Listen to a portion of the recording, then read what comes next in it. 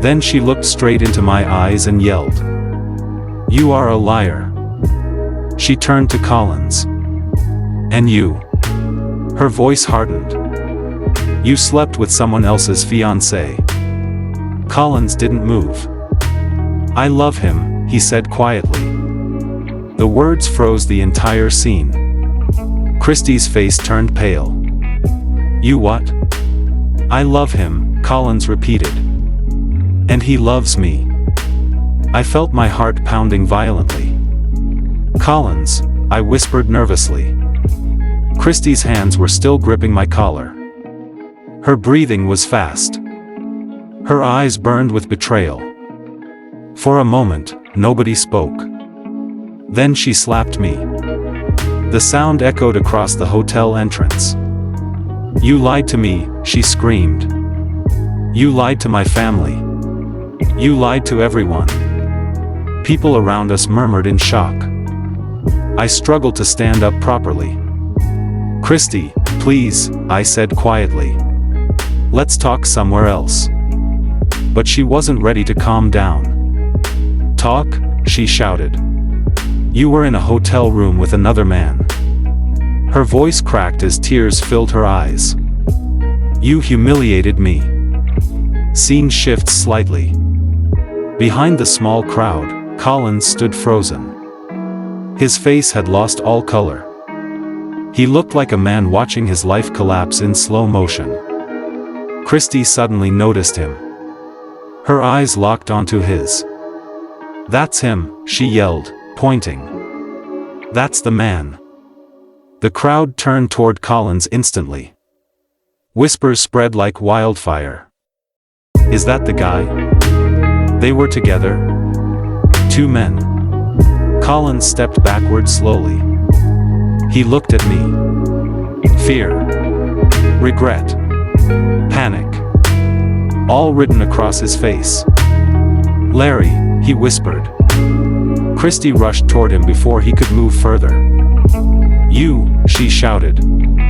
"You destroyed my relationship." Collins raised his hands. "I didn't destroy anything," he said carefully. "You are angry at the wrong person." Her eyes widened with disbelief. "What did you say?" I said. "You are angry at the wrong person," Collins repeated calmly. "He didn't force me." Christy looked between both of us. Her lips trembled. "You mean, this has been going on?" I couldn't speak. The silence was my confession. Her hands slowly dropped from my collar. Her voice became quieter. "How long?" I closed my eyes. "Since NYSC." The words felt like a bomb exploding. Christy staggered back as someone had just struck her. "NYSC," she whispered. "That means, even when you were asking me to marry you." Her voice broke. "You were still sleeping with him?" I tried to step closer to her. "Christy, please." I was confused. "Don't touch me," she shouted. Her voice echoed through the night. The small crowd had now doubled. Someone in the back whispered loudly, "This one will trend tomorrow." Christy suddenly laughed. But it wasn't a happy laugh. It was the laugh of someone whose heart had just shattered. "Wow," she said slowly. "Larry, the perfect man. Larry, the responsible man. Larry, the future husband." Then she looked straight into my eyes. "You are a liar." She turned to Collins. "And you?" Her voice hardened. "You slept with someone else's fiancée." Collins didn't move. "I love him," he said quietly. The words froze the entire scene. Christy's face turned pale. "You what?"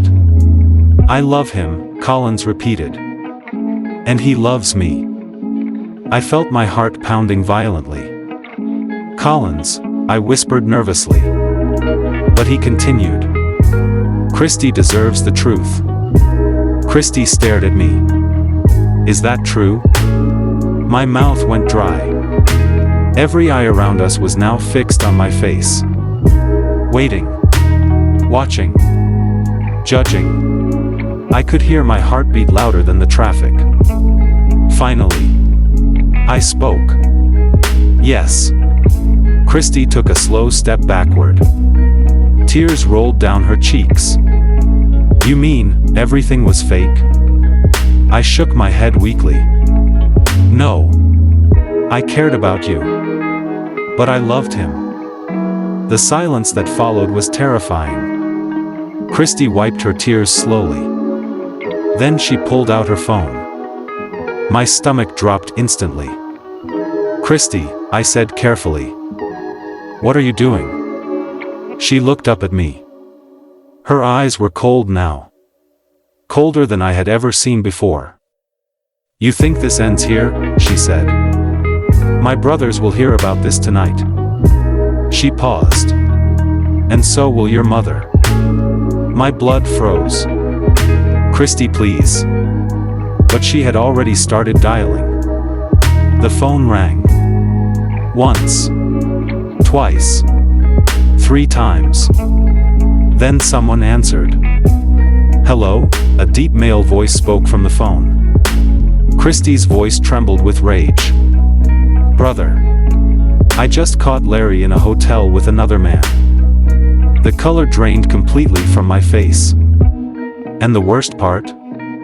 Her brother was the most feared man in our town. Christy slowly lowered the phone. Then she looked at me one last time. You'd better pray you can run fast, she said quietly.